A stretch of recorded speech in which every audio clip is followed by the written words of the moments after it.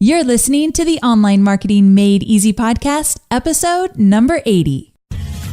Welcome to the Online Marketing Made Easy podcast. Business advice so easy, you'll feel like you're cheating. And now your host, Amy Porterfield.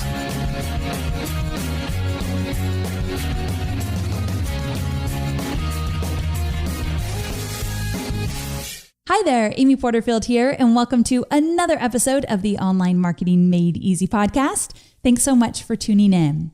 Today's episode is an Ask Amy session, which means I've collected 4 of the smartest questions I've received over the last month, and I'm going to jump into each one of them separately here on the show. So the 4 questions aren't necessarily related, but I do think you'll find them extremely valuable as you build your business online. Now, before I get there, at the time of this recording, I just moved into my home studio. So I decided to turn a spare bedroom into a studio where I could do podcasting and I could do all my video work. That way, I don't have to have a home office with technology all over the place, which drives me nuts. Well, when I moved my podcasting equipment in here last night, it was all ready to go. I don't really have a lot in here yet. We're not totally done with this home studio. And so when I decided to record this morning, I can hear myself in my earphones and I sound a little bit like I'm in a tunnel. The acoustics aren't set up properly just yet in here. I might have to do some padding. I need a big rug in here, something, but it doesn't sound so great in my ears. And I thought, whoa, maybe I shouldn't record this week. But today's the only day I have to record this week. We're on a schedule. We're trying to get ahead of these podcasts, so we're not doing them at the last minute. And I knew it was important to keep moving forward with these for the sake of my sanity and my team's. I don't want to be stressed out and trying to record a show that's due the next day. I don't do my best work.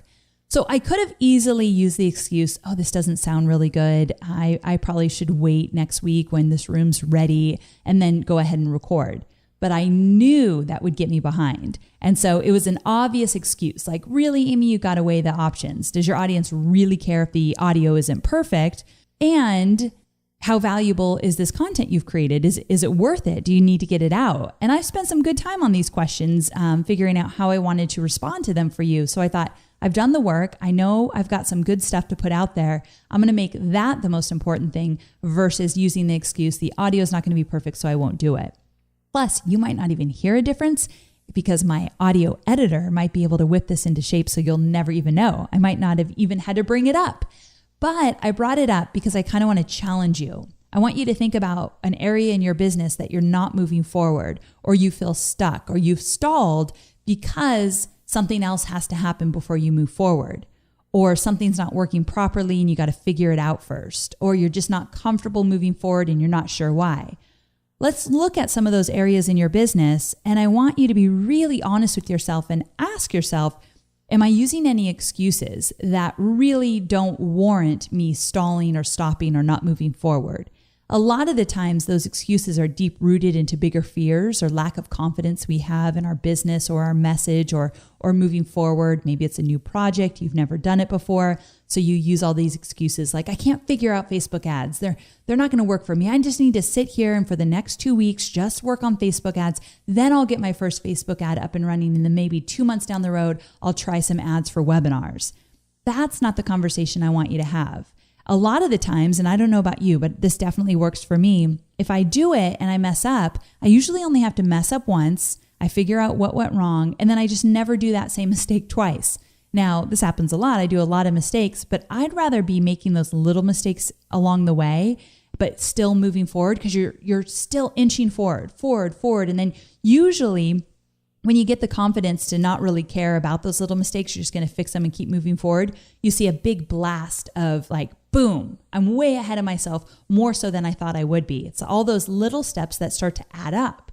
So I just want to challenge you to look at some of the excuses you've been making about not moving forward in different areas of your business and be honest with yourself and say, is this an excuse? Is this a valid excuse? Or is this one more deep rooted in fear or quite honestly, maybe just being lazy right now, just not wanting to do something? Or is it about a confidence issue? Or is it just something that you thought, I made that excuse, but really, if I think about it, there is a solution to this. I always say that the more resourceful you get, the more money you're going to make. So look at your business, look at those excuses and those obstacles and see if you might find one that you can just move forward with today. Believe me, you're going to be so very, very happy you did. Before we dive in, I want to thank our sponsor today, 99 Designs. Now, I'm such a huge fan of this company because they can take care of all your graphic needs. We're talking logos, social media cover images, website graphics, and so much more. So visit 99designs.com/Amy and get a $99 upgrade for free. Okay, so let's go ahead and do this. Like I said, the first question is about affiliates. This is the question. How early do you contact affiliates if you want them to work with you to promote your course? Now, I will say that I am not an expert on affiliates. I've never done a big affiliate push in my business. However, I have worked with affiliates over the last few years. I'm a little bit more selective. I have a smaller affiliate base. However, there's definite guidelines that you want to follow in order to get optimal results from those you partner with. The first thing is I like to get in front of an affiliate at least 3 months in advance, if not more, because if that affiliate is really good at what they do, they've already planned out their year. So, I mean, gosh, if you're really good at planning, and I always talk about this at the end of the year, if you could tell your favorite partners that you want to work with, hey, this year I've already planned out my promo schedule. I'm going to be promoting this month and this month and this month. If any of those will work for you, please do mark your calendar and I'll get you information as we get closer. That would be ideal. A lot of us aren't necessarily there yet, or we're creating things as we're going. So if you can get in front of something at least 3 months in advance, if a partner really does want to work with you, they'll be able to kind of move around their schedule sometimes in order to make it work. So it's to your advantage to get in front of them as early as possible. Now, sometimes things come up. Like recently, we decided to do an affiliate program for my new course, Webinars That Convert. What happened was that we launched it without any affiliates in September, and it was surprisingly successful. Like I knew it would do well, but I just had no idea it would do that well. And because the response has been so good, and because the Facebook private group is more active than I've ever seen a group in my entire business life, I thought we're onto something here. And I bet there's other partners that I know of with similar lists that would find this really valuable. So I went out to some of my friends that I knew would find this promo valuable. And I said, here's the results that we received from our own list. And here's what you could expect based on your list size and the fact that we have very similar lists. And I gave them all the details. So I got a few top level affiliates, and I call them top level. They have really strong lists on my calendar to promote. So I'm going to actually be doing live webinars with those affiliates. But I also saw something that happened with this course, Webinars That Convert, where a lot of the people that purchased it, they loved it instantly. And they said, hey, we'd like to promote this to our own list, but we have really small lists. So we can't really do a live webinar with you and promise that a few hundred people will show up. So what they want to do is they still want to promote it, but they know it's not going to be at the level as some of those top marketers. They're just not there yet. But there's something really valuable about selling a course and over 1,000 people join that course. And now you've got all these people, like hundreds of people in the group saying, I'd love to tell my followers about this course that I'm in right now that I'm really enjoying. So we've decided to do 2 live webinars in early November. And we send an email out to anybody that was in our course that expressed interest in promoting it. And we said, look, we've got this survey that we want you to fill out so we can get to know you a little bit more. And then once you do, if we approve you as an affiliate, we will get you all ready to promote the live webinars we're doing in early November. So you'll get a special link and you can send all your traffic to that live webinar.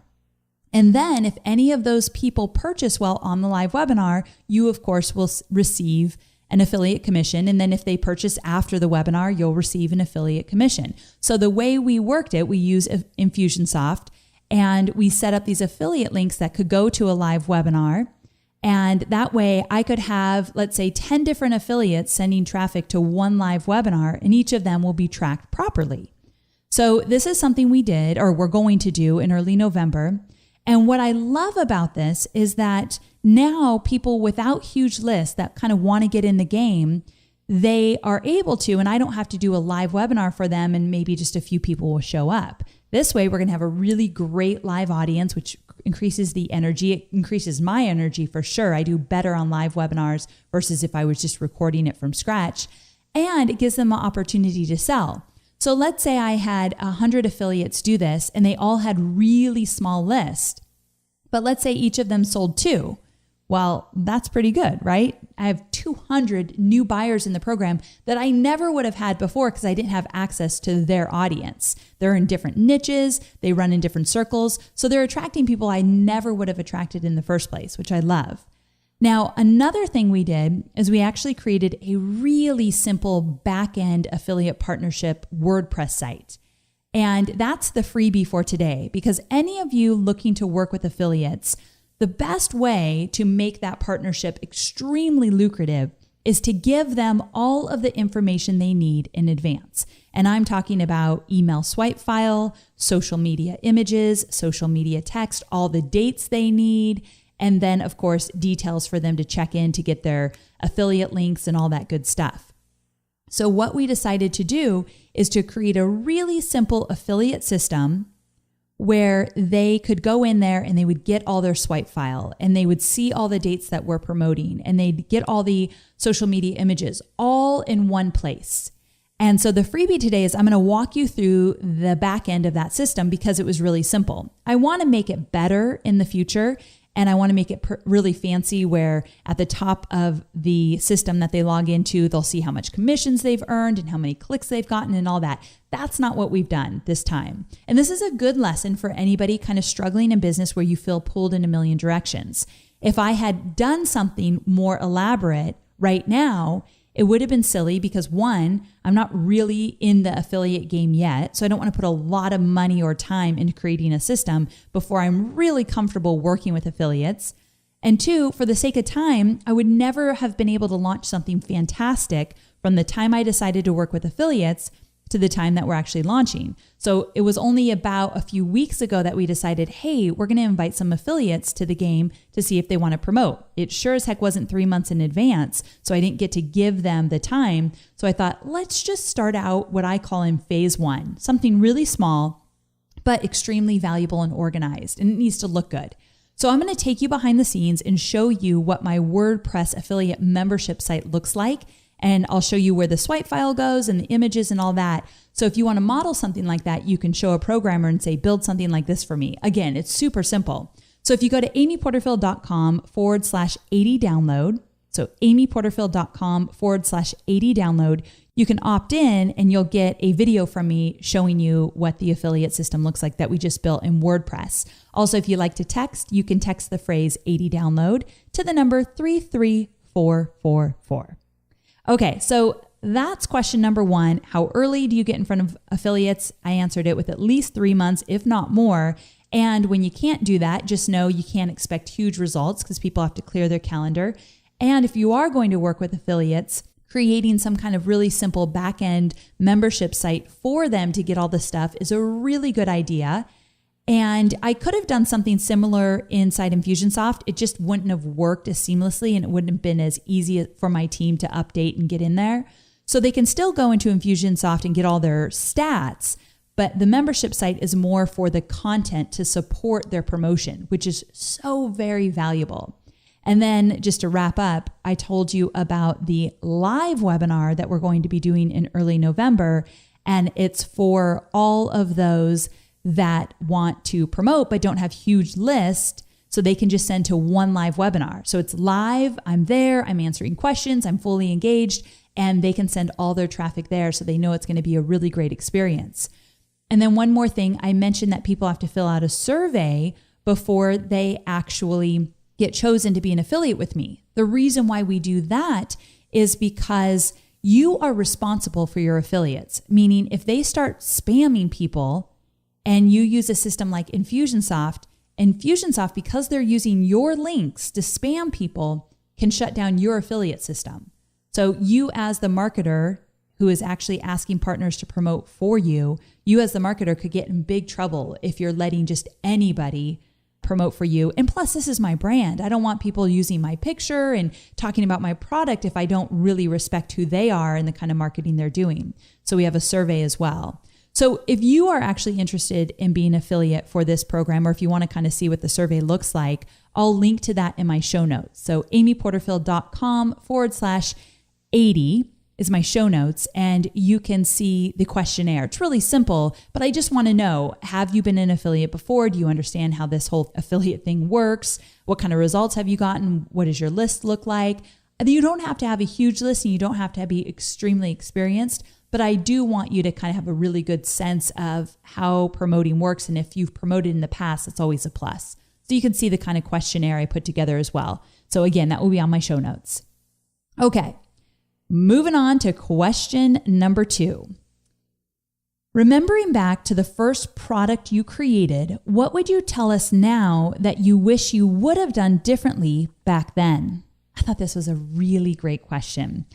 And so the first thing I would tell you, if I could go back and kind of fix some things, is that I wish I would have spent a little bit more time on developing a concept around my product suite.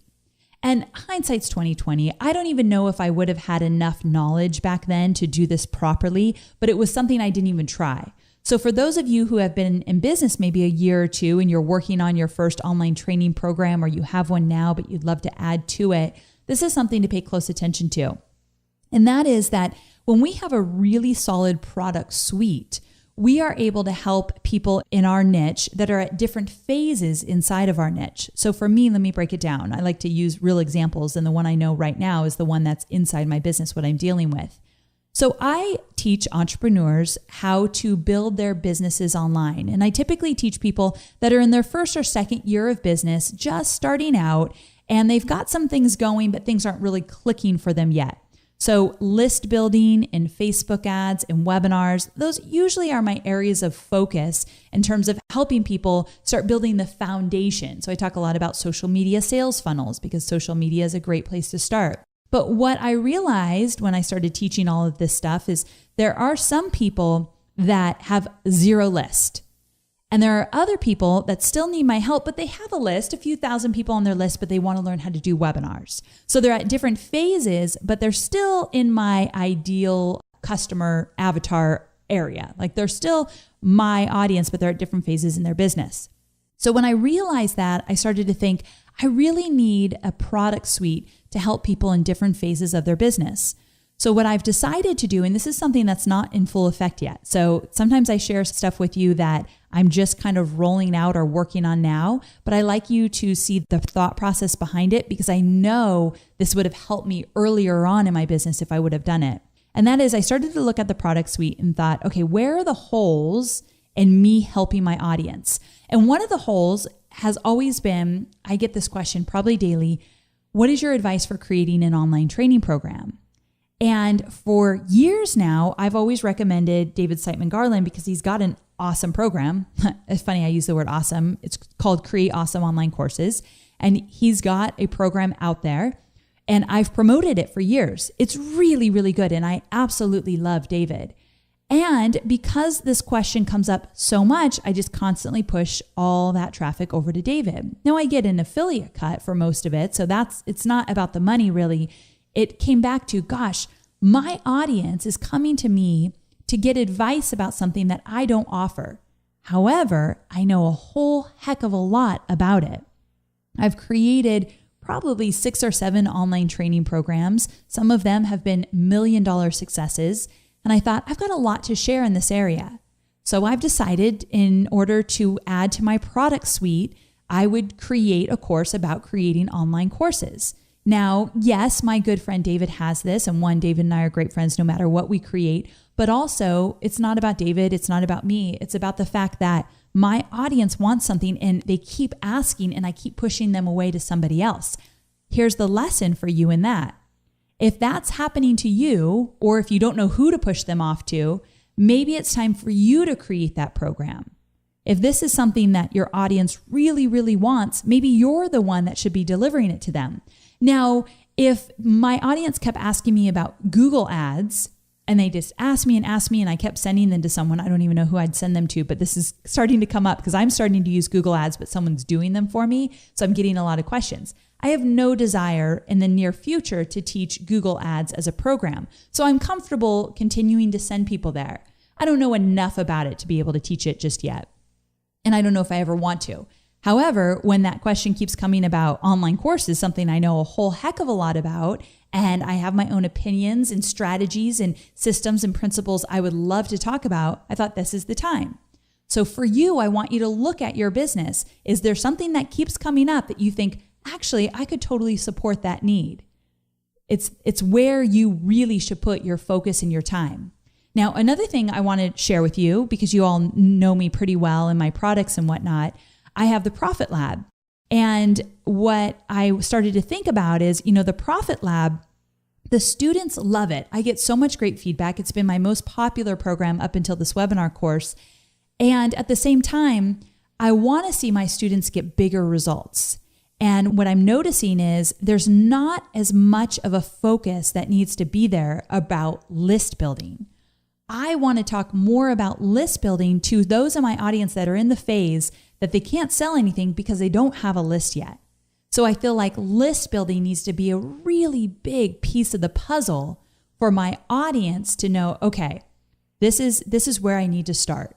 Because I've always said it from the get-go, you don't really have a viable business without a list. And I had this experience with Hobie, my husband lately. He's my husband now. Wait, I got to take a minute and tell you guys a funny story. This is totally a side note, and I typically don't do this, but it's worth it. Okay, so we got to remember where I was. I'm going to tell you about Hobie's list growth. But before I get there, in my webinars group, I have this private Facebook group. And when I answer questions, I usually record a video. And so I was all ready to record a video for this guy, but he first sent me a video that I needed to watch. And he said, Amy, can you watch this video? It's something I created for my webinar registration page. So I'm sitting alone. It was really early this morning in my family room, and I played the video. And the first thing this guy says on his video, his name's Dan, he says, if you're watching this video now, you're likely thinking about getting a divorce, because he's in the divorce niche. That sounds like a weird niche, but that's what he does. He helps people transition through divorces. So this is what you hear on the speakers on my computer. If you're watching this video now, you're likely thinking about a divorce. And right then my husband walks in the room and he looks at me like, what is going on? And I burst out laughing. So I'm like, wait, this is just a client. But it was just the most perfect timing for something like that. So that's just a little Hobie story. I had some explaining to do, to say the least. Anyway, let's get back. So Hobie, he launched an ebook. Actually, now he has 2 ebooks all about getting hired as a firefighter. I've talked about it on some of the older episodes. And one thing that I just realized is that we've been running $10 a day ads to a free giveaway, and then people buy the book. And his sales actually haven't been phenomenal. So I like to be totally transparent. They're good. He gets sales weekly, but he'd really like to get more sales. So he's kind of working on the sales part of it, which is where a lot of people struggle. So I totally get it.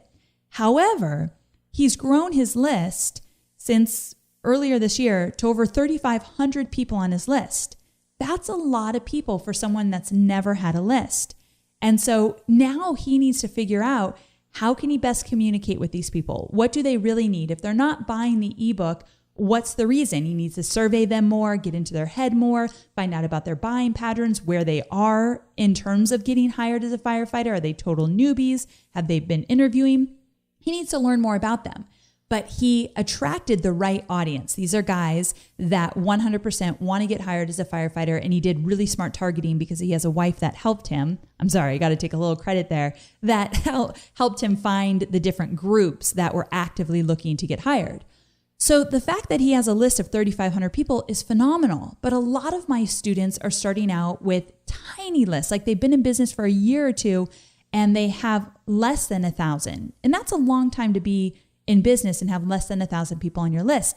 It really comes down to cultivating a list building mindset, which I'm actually going to talk about in episode number 82. So when I get to episode 82, you're going to get to hear all about cultivating a list building mindset. Because before we get into some more strategies about list building, which I will talk about in episode 83, I want to back it up a little bit and talk about what it takes in terms of how you think about your business and how that dramatically increases your list size. So I tell you all of this because let's get back to, I'm totally going off on tangents here, but let's get back to the question at hand. What I do differently is, if I were to start all over, is look at my product suite earlier, because I should have already had a program that really focused on list building, what to do, how to use it, the tools, the technology, the software, the social media sites, and how to use them for list building and lead generation with a lead magnet. And do you use video or do you just use images? All this stuff that goes into building a freebie and growing your email list. That's kind of what Profit Lab is, but I want to add more of that to my Profit Lab program. So that's a really great place to start. And then you've got this program about creating online training programs once you have a list. And then I have a program about, okay, now that you have a list, you have a program, now let's sell it online with webinars. So you see how that product suite kind of comes together: list building, online product creation, webinars. And so that is basically how I want to create everything. And then to back up a little bit more, I have that Facebook 101 program. And this is a lesson for all of you that are looking at your product suite now. Do you have an entry point for people? Something where it's, maybe $100 in order to kind of come into your fold and learn more about you and learn from you, but it's not a huge commitment. And so my Facebook 101 does just that, because I'm meeting people where they're at. They want to know more about Facebook.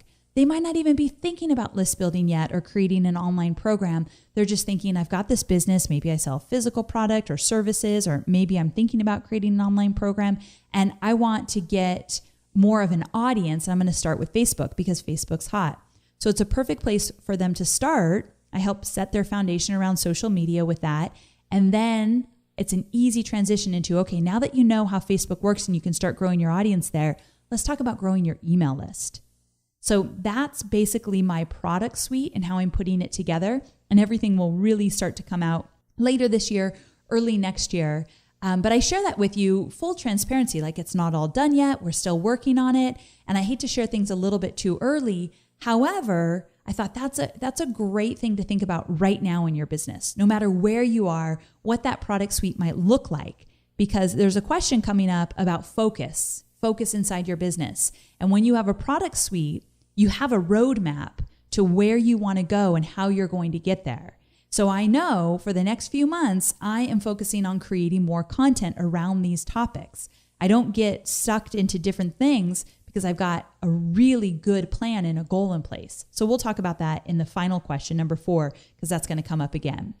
One more thing I want to give you in terms of advice when you are creating an online training program, and that is, this is something I've never done and something I really need. So I'm going to share it with you because this is something I want to start doing ASAP. And that is to create a product index. And what I mean by that is that I would really love a Google Doc that outlines each of my programs and lists in bullets what's in each of the modules and each of the lessons. So I typically do like 4 modules and 4 or 5 lessons in each module. I wish I had something where, okay, this is the name of the module, and then these are the lessons, and here's the name or the titles of each lesson, and here's a blurb about what that lesson's about, and here are the main things that I teach. Because when you have a product suite, it's really nice to go back and just like look over everything. Oh, I taught that here. Oh, here's a hole. I didn't teach that here. Oh, I see a need for something here, because you've got it all spelled out. The easiest way to do this is create it right after you create your program. So once your program's created, go ahead and spend some time to create an index, or you can do it while you're creating the program, just to make sure if you change anything, if you kind of tweak something as you're creating it. But an index would be amazing. Here's an example. I've got that Jumpstart Your Facebook Marketing program. I call it the Facebook 101 program, and it needs updated. So now I have to have somebody go through the entire program and create that index for me, and then point out some areas that need to be updated so I can go back in there quickly and update things. And that's going to take some time and money. And I wish I just already had that index that would get me through some of those changes really quickly. Plus, again, you start to really see some opportunities in your business when each of your online training programs have been outlined properly, so you know exactly what's in them and where you might want to expand, or where you might have a good idea for a bonus or an upsell, which I talked about in episodes 78 and 79. 78 was all about creating an upsell. 79 was all about creating bonuses in your online training programs. So that's just one little thing of advice I wish I had done, and now I'm kind of paying for it because I hadn't. Okay, so moving on to question number 3. What do you do when you see another site steal your content and sell it? This question came up a lot because this has recently happened to me. It's happened with all my programs, with the Facebook program, the Profit Lab program, and now the webinars course, where someone's ripped off all of my content and they're selling it on a site for like $97. Now, why the heck would I ever say that nationally on a podcast so all of you would hear me say that, yeah, it's somewhere out there? And here's why.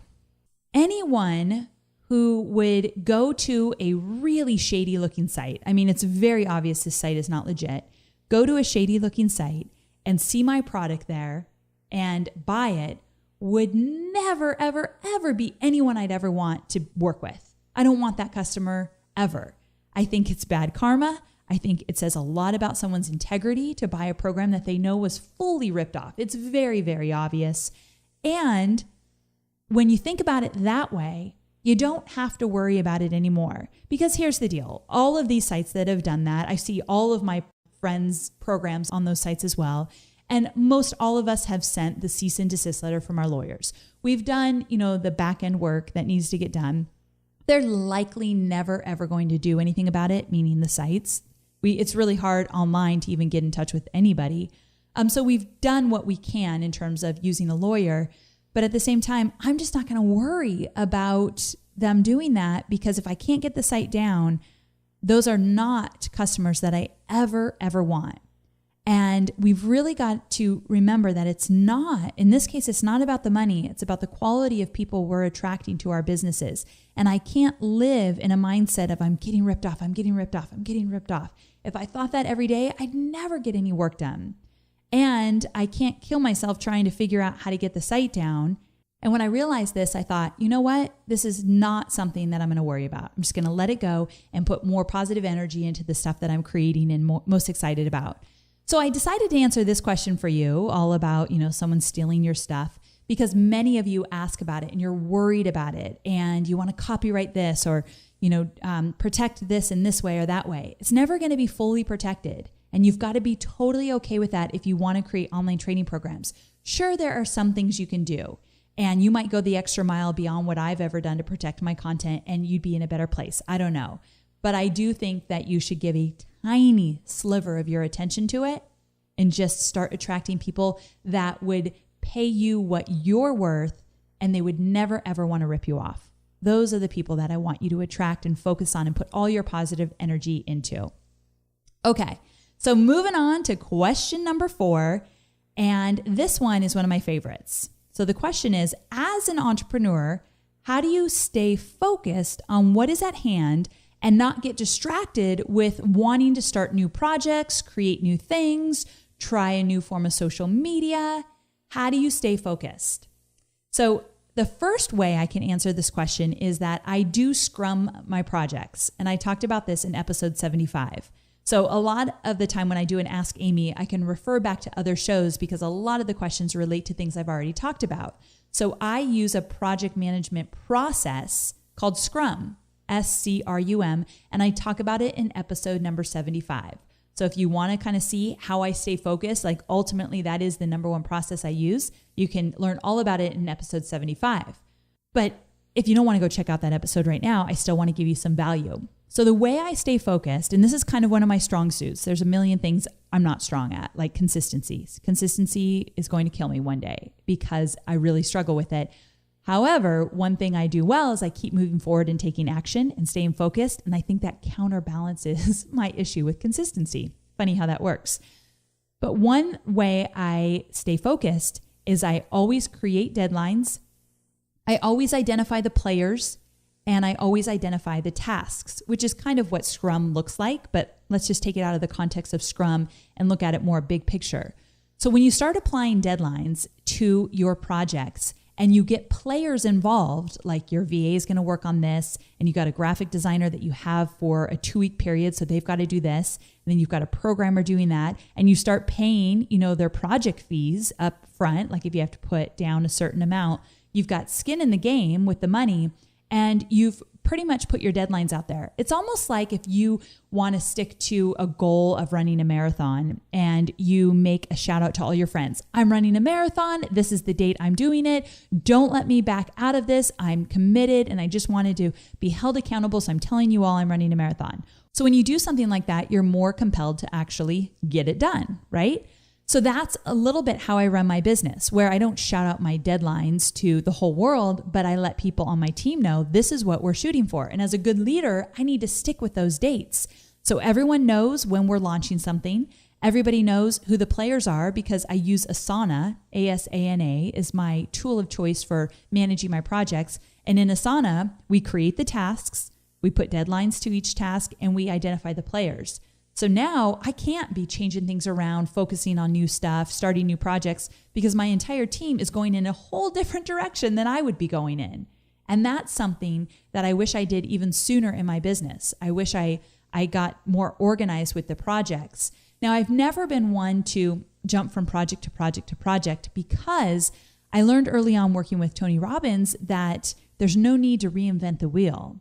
In a business, a really smart entrepreneur will find out what's working, and then either they'll model that if maybe somebody else is getting the success, or if it's in your own business, you will continue to do it like a rinse and repeat until it doesn't work. And I think that's one of the biggest lessons I learned from working with Robbins is that I don't need to reinvent the wheel. I don't need to be on every single social media site or try every new thing that comes out there. I just need to continue to do what works right and for my business. Now, it's funny because episodes back, I talked about Periscope. I remember when I was talking to Darren Rouse, a pro blogger, I'm like, what is this Periscope? I don't understand. Like, what are people doing with it? And now I've been using it more and more, but I don't use it a whole heck of a lot. Do I wish I used it more? Yes. But right now I'm focused on getting this affiliate thing up and running for my Webinars That Convert program. And if I try to do Periscopes, because I kind of take them probably more seriously than I should, I like to prepare. And because of that, I'm just not comfortable jumping on Periscope whenever, and it derails me. My mind doesn't work well if you're putting 5 or 6 different tasks on me every single day. So I try to put my head down and just stay focused and get it done. And once I get all my own tasks done for this affiliate thing, then I can focus on other things. And if I want to bring in more Periscopes or if I want to explore a new project, I can, but I've got a plan for it. Another thing, and this is for all of you listening, that you feel like, I'm not getting the results I want in my business, and I'm trying to do too many things at once, and everything I'm trying is not really working the way I want it to work. I want you to think about breaking your projects down in phases. So here's something that I've realized. I'm sorry I keep talking about Webinars That Convert, but every time I teach something, as you all know, I take it right from the heart, like what's working in my business, what's not working, things that are happening. So everything I teach you is in very real time. So this Webinars That Convert is so top of mind because I'm in it right now. And I want to use that as an example because there's some people in the program that have rushed through my program. They've rushed through what I call the webinar system. And some of them had really good reason. They already were on the books and they had a deadline to do their webinar, so they were going to get it done, which I admire. But other people just want to test it out. Like, I want to see, Amy, if this thing really works. So they rushed through it. They didn't put a lot of good time into something I call the fill-up formula, which I teach in the program, how to build your email list before you're ready to promote your webinar. They didn't put a lot of time there. They didn't experiment with ads enough. They didn't split test anything. They quickly wrote some emails and they launched it, and they didn't get really good results.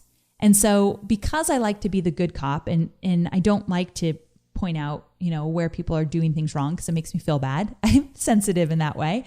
But I did have to kind of put on the bad cop hat and say, okay, did you do this? Or how much time did you focus on this? Or where was your focus in this respect? So I've had to point some of those things out. So here's my advice to you to make it more actionable for you. Let's stop rushing through things and instead start smaller. So stop rushing, start smaller. And what I mean by that is breaking up your projects into phases. Instead of a few of those students rushing through my entire program to get it done, what I would have loved for them to do is maybe just learn, if they didn't want to, take all the time, if they didn't want to take a good full 30 days to learn it and then another 30 days to launch it, if that was too long for them, what I would love to have seen them do is learn how to do a really well executed webinar presentation. and learn what needs to go on each slide and how to transition from content to selling and how to build the images and how much text on the slide. I'd love to see them get really good at a webinar presentation and then maybe just invite their Facebook fans to that webinar. Just start out small. So get through it, do all of that right. Do the part where you're inviting people to the webinar and then you are getting them on a webinar with a pre-webinar email phase. And then when they're on the webinar, you're doing the stellar presentation with a seamless transition into selling. And that's all. And once you start out small, you can see maybe things that you can fix and you can get feedback from people that trust you already, your Facebook fans. And you can go in phases. And once you've got that phase really locked in, you say, okay, I'm going to add to this now. I'm going to add an email follow-up sequence and I'm going to start running ads to it and stuff like that. I'd rather see you build out projects in phases versus rush something and try to get it up and running. I was recently at one of my live events I do these live events for my B School students. So anyone who joined B School in 2015, I invited them to 2 different live events. And I just finished one. And a woman got on stage and she said, last night, and tell me if you guys can relate, because I think this happens a lot. She said, last night, I had this great idea. I know exactly what I'm going to do. And I'm going to promote my book in this way. And we're at an anniversary stage with my book. So I'm going to do this, this, and this. And I saw Dale Partridge do a really good book launch where he had this awesome bonus page. I'm going to match something like that. Then I'm going to do this and that and that. And I just need to do it all within the next 2 weeks. And right away, I looked at her and thought, you're never going to do it with your whole heart and your full focus. 2 weeks is too short to put together a whole book launch kind of thing in order for you to celebrate an anniversary of your book.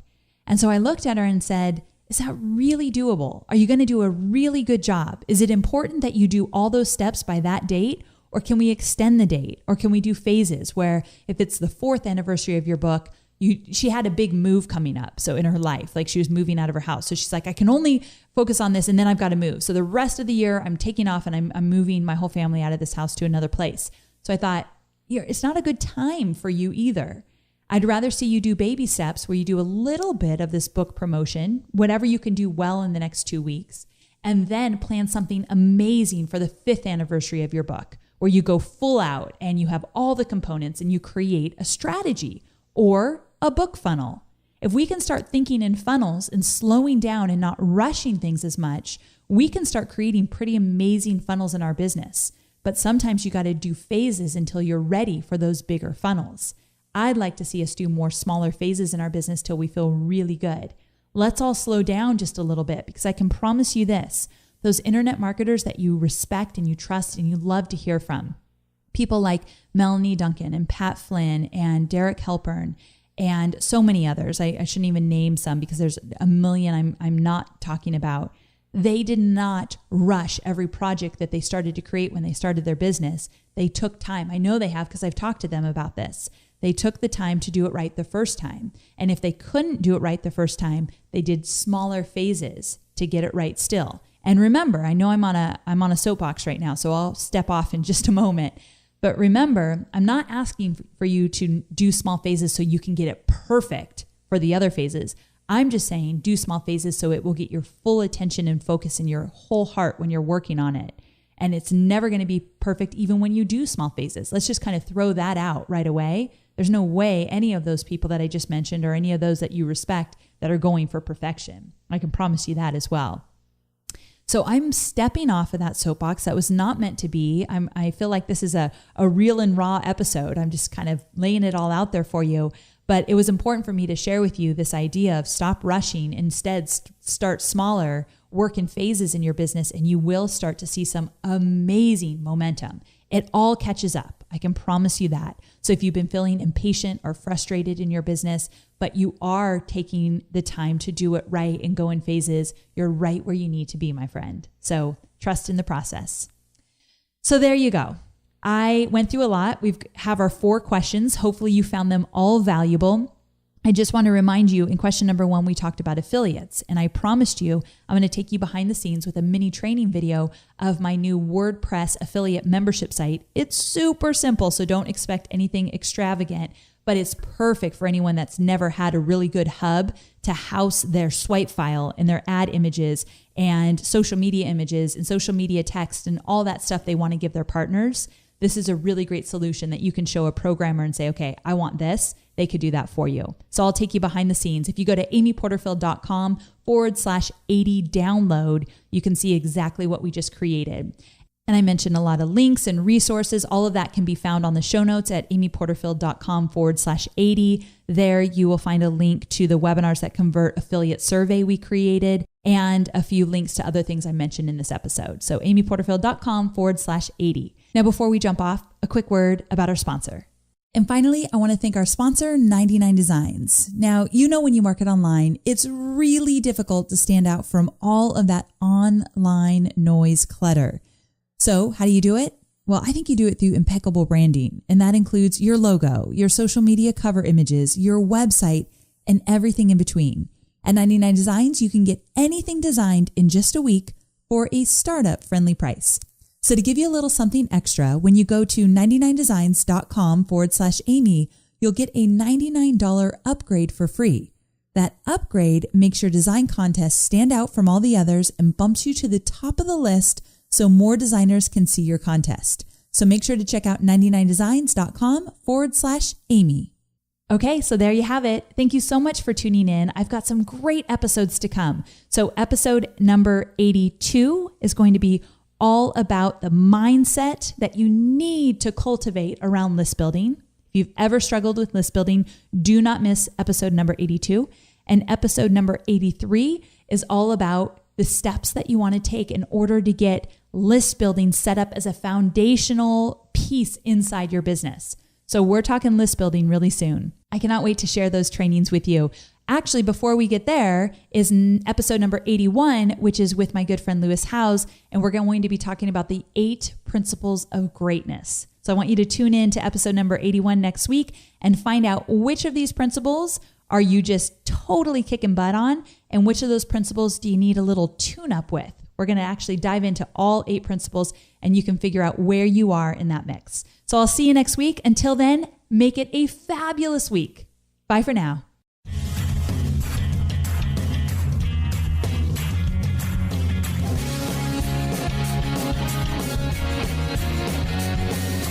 Thanks for listening to the Online Marketing Made Easy podcast at www.amyporterfield.com.